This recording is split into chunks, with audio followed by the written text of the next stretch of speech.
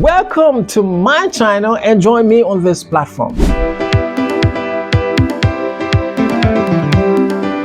We're living in a difficult times where everything seems like it's upside down, where your family turn out on you when you need them the most, where nobody wants to identify with you when you have nothing.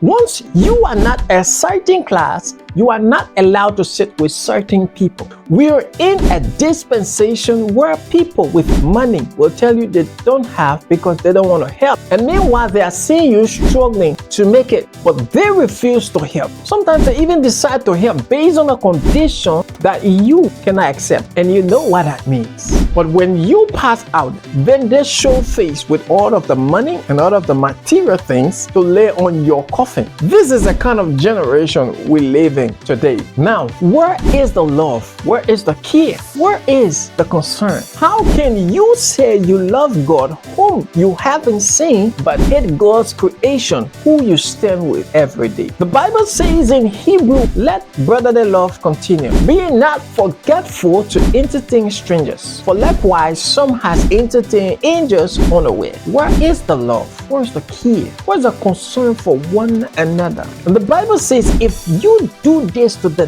least of my brethren, you've done it unto me. How can you now tell me you love God but you're very mean? How can you not tell me you love God but you hate your brother? Okay, now to the strugglers. Maybe you've tried harder enough, but every night you shed tears because when you look at your life, it seems like nothing is working for you. And it seems like God is far from hearing your prayers. You've tried so hard to the point where you want to give up. And the very people you try hanging on for support shy away from you and they don't want to identify with you because you're not in their class. My only advice to you is hold on a little bit longer. If not for any reason, but there are people looking up to you as a role model that you don't even know about. Even though you don't give them money or material things of any kind, but your life is an example that they follow. They see themselves in you that you don't understand. Even though you might be struggling, even though you might be crying in the middle of the night, hold on a little bit longer.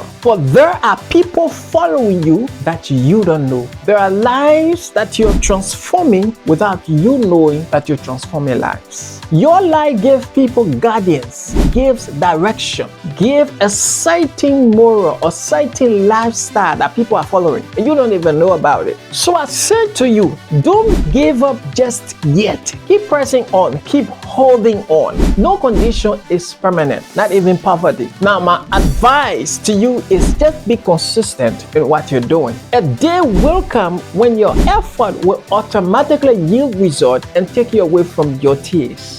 Be consistent. Now, trust God in the process. Move with faith. Your time is at hand. And at that time, you will forget your sorrow because there will be no reason to remember the sorrowful days. Life is challenging, but remember, persistency keeps you on the goal. So never give up, never break down. People are depending on you. You may not know about it, but I tell you now. So hold on a little bit longer. Your time is at hand. Comment, like, and subscribe to my YouTube channel.